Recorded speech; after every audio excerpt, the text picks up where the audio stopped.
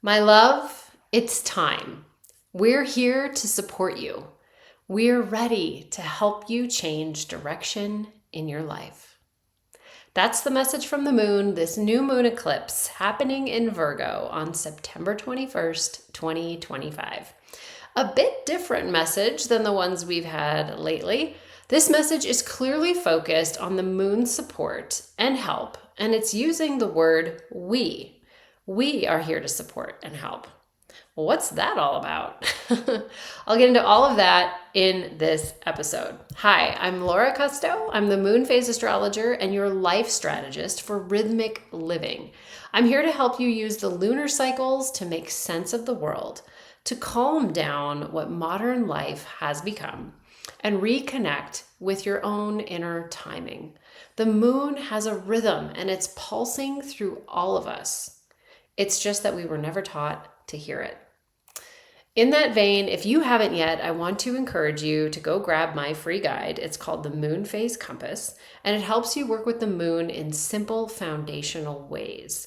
Ways that repeat every single month because the moon cycle repeats every single month. Every month we get a new moon, a first quarter, a full moon, and a last quarter. And this guide walks you through very simple, again, foundational ways that you can work with the moon's cycle. So go ahead, go download that. It's free at lauracusto.com/guide. Start your journey to working with the moon's wisdom by learning this simple foundational knowledge. I'll also put a link for that at the top of the show notes. Okay. Let's get into this Virgo New Moon Eclipse and that message from the moon, who is here to help along with all of her friends, so to speak. Who are they? Well, they are the other planets. And okay, maybe not all of them. There's one that really isn't in the mix making any angles to anyone, and that is Jupiter. However, Jupiter is having the time of its life in Cancer, because it is said to be what is exalted in Cancer, meaning it operates really, really well there.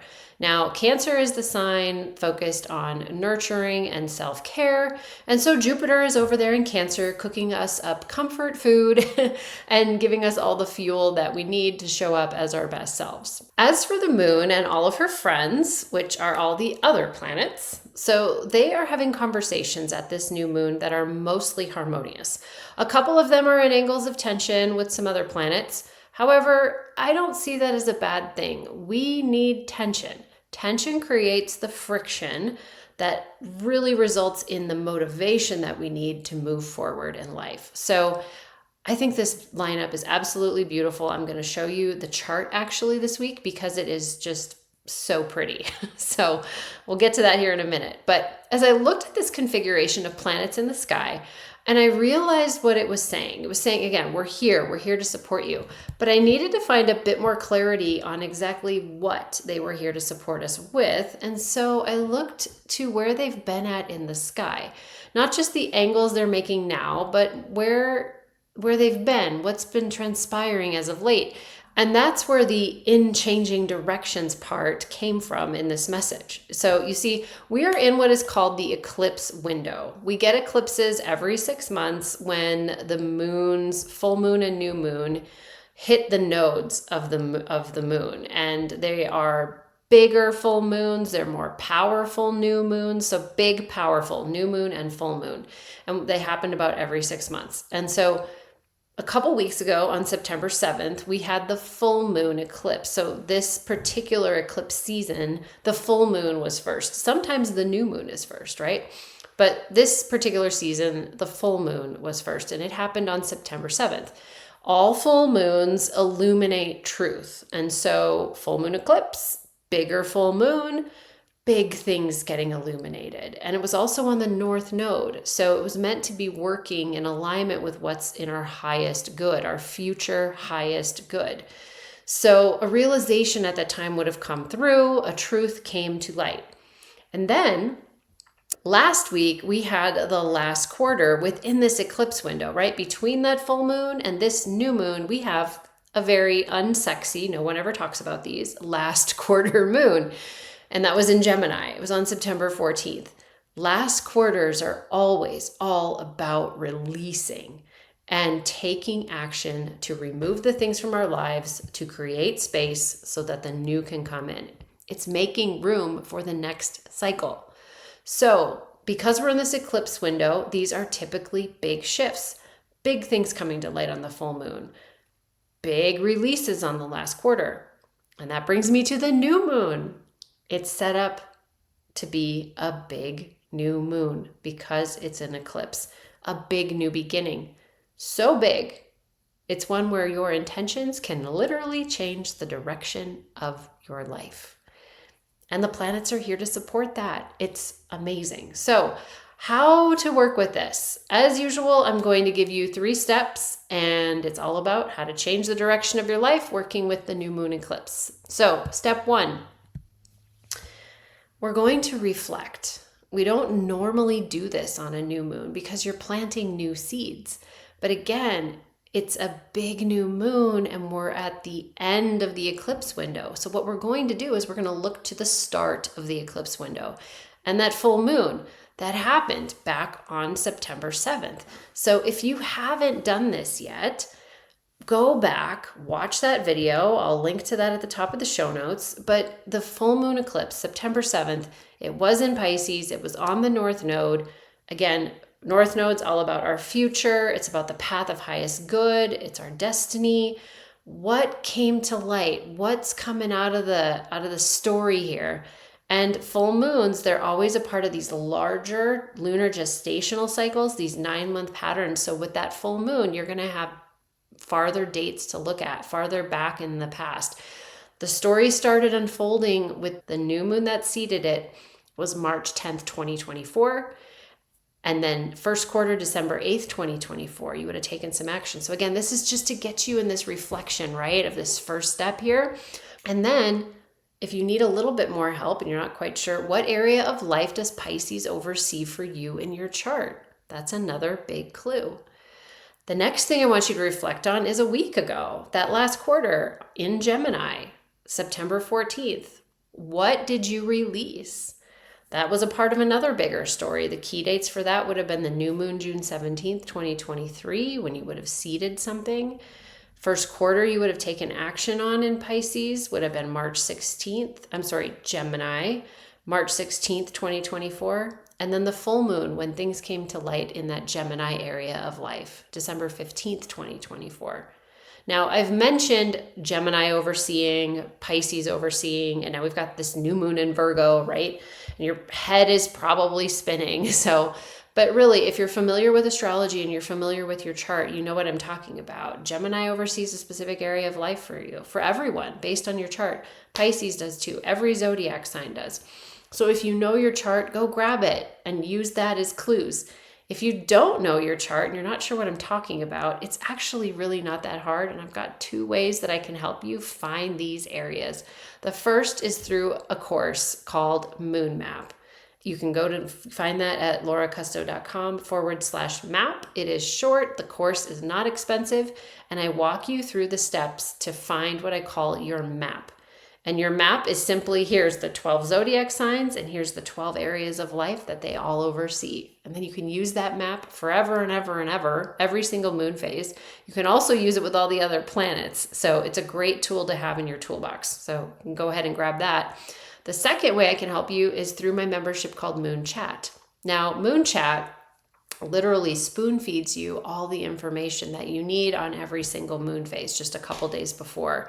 So I will send you an email 2 days before every moon phase telling you what sign it's in, the energies that are specific to it, the dates that it's related to, and what area of life is being activated for you. So that's at laurakusto.com/membership. So go ahead and check those out if they speak to you.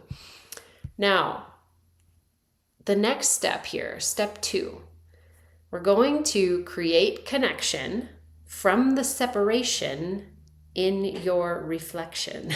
Isn't that a mouthful, right? So what I'm saying here is all that reflection you just did in step 1, what ties them together? What's the story here? So what was illuminated? What truth came to life? And then what was released? And what areas of life are you dealing with here too? But now we're at the new moon. What are you calling in? What could be the next natural progression of this whole story here, right? So again, if you have your map, your moon map, this becomes easier because it gets you those areas of life. Now, if you don't have that, or you're just not ready to go that detailed, I want you to just play with this and really tap into what has happened these last couple weeks and start to connect the dots. Use your intuition, feel into it, right? I do a little bit of that too, of course. I mean, I have these areas of life, but I use every tool I can, right? The moon is activating those areas of life, but at the same time, this is your life, your one single life. And sometimes you do need to just look at that big arc. And when you look at that big arc, then you can see how the areas of life are being tapped into, right? So what I'm getting at here is, let's say that back on that full moon, you had a realization in the area of life of how you communicate and look at things. That would be third house, okay? And so how you understand things, for example. Maybe you had a realization that was deepening a belief that you had or clarifying it a little bit, okay? And then that resulted on the last quarter in you deciding you're going to release something, let's say in a one-on-one relationship that you have. And you're going to create more space in your life. You're just like, I'm not going to be responsible for this in this relationship anymore. And it was something maybe that was eating up a lot of your time, okay? And so now here you are on this big new moon eclipse with the opportunity to change directions in your life. And you've just done a lot of realizing and releasing. And now you're feeling compelled to set some big new goals, some big new way that you view the world, something that could literally change the direction of your life, right? Which is all about what the message is here. And when we change directions in life, that tends to ripple back into all the other areas of our life. So it's this beautiful cyclical flow that we have going on. We have these focus stories that unfold over larger spans of time, the 9-month lunar gestational cycles. And then we have this shorter flow of the monthly lunar cycle that will touch 4 unique areas of our life, all at different stages of growth. Okay, step 3. Now we're going to get into these actual new moon intentions. And the thinking here with step 3 is to really breathe into, if you need some space to breathe, because it's kind of big, but I want you to breathe and dream. Get to the point where you can dream into the support that is available from these planets. The planets are making a beautiful configuration in the sky right now. It is so beautiful, in fact, that I want to show you what it looks like. So I'm going to pull up a visual of this chart. All right, so here is a visual of the way that the planets look up in the sky. This is the chart for this new moon eclipse. It is, again, incredibly harmonious. We have the outer planets over here, this big bold line triangle. These are the outer planets. We have Saturn and Neptune right here. And then this is Pluto and Uranus. And so their angles are so strong, but they're all at the very beginning or the very end of signs that are in harmonious angles to each other, which is why it looks like that. And they are going to be in that configuration for quite some time. They're going to be making these angles for Saturn will move on, but Uranus, Neptune, and Pluto will be operating this way for the next couple of years. Now, we've also got over here, this is the sun and the moon, they're together at the new moon, and they are in close proximity to Mercury, which means that your ability to analyze the opportunities in front of you right now is heavily supportive. Then we have Mars right here and Venus over here, and this little blue line between them is harmonious, so they are talking harmoniously, but they are also in these angles of tension, right? Mars, this red line over here, taking it to Pluto, that means Mars, the planet of action, is in tension with Pluto, the planet of power and control. And then Venus over here is in tension with Uranus.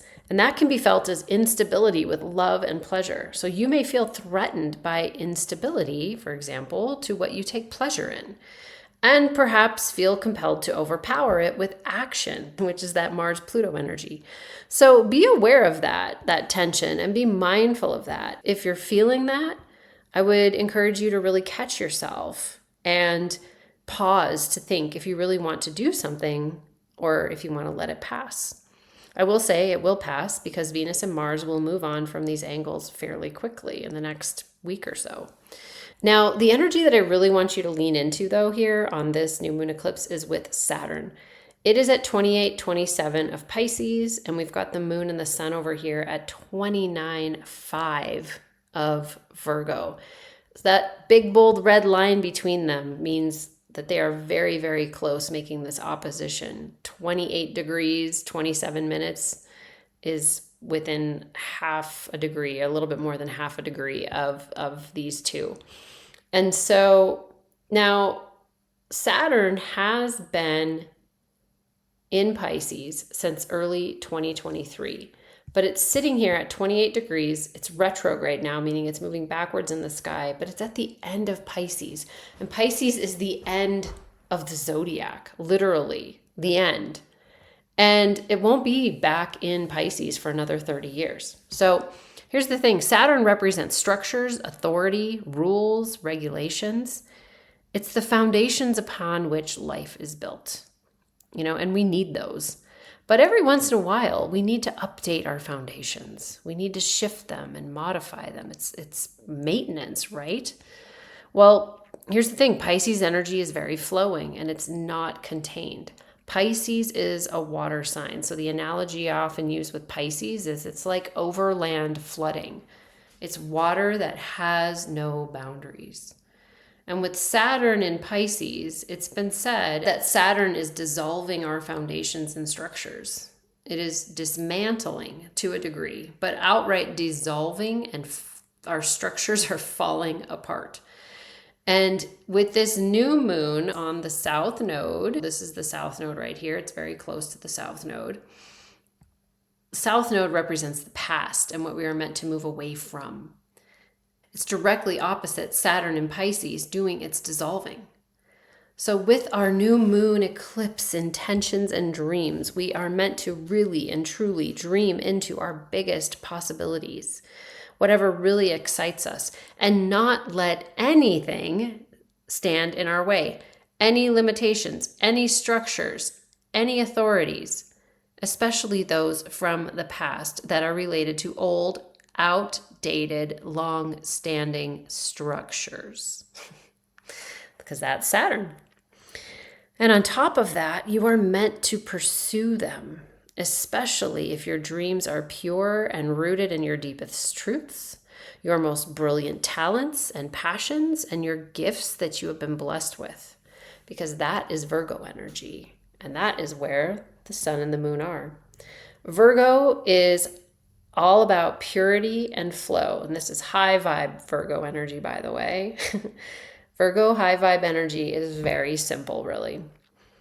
And that also makes me think of the ruler of Virgo, which is Mercury. I mentioned Mercury a little bit earlier. Again, it is about 6 degrees away, so its energy is said to be merging with the sun and the moon.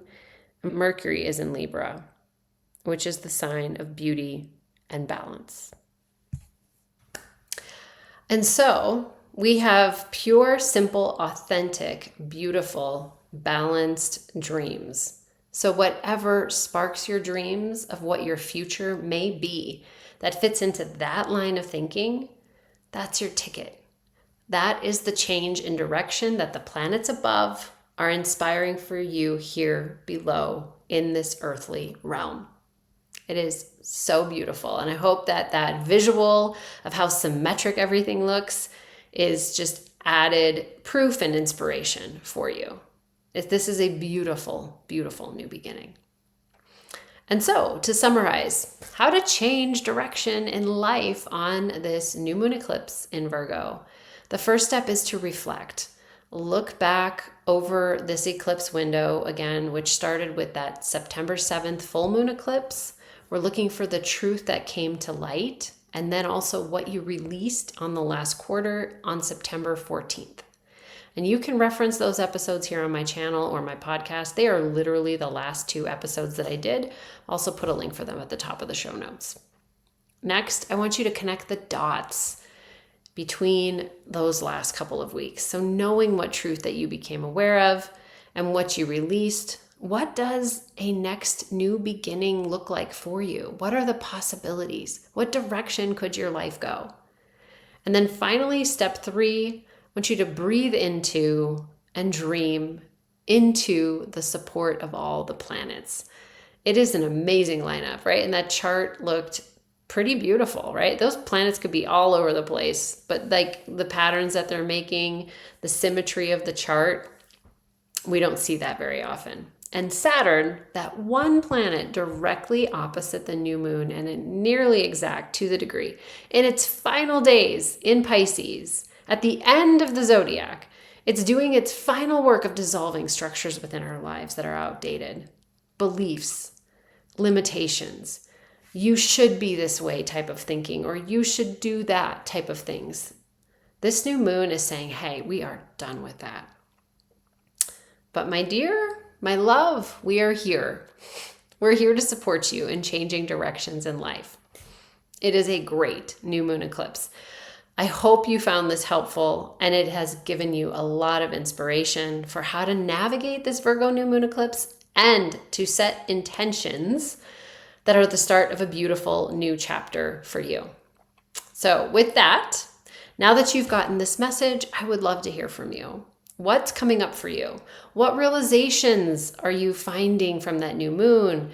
What about what you released in the last quarter? And what are you feeling inspired to dream into and put down as your intention on this new moon eclipse? I would love to hear. Drop that in the comments below. And until next week, happy new moon eclipse. Take care.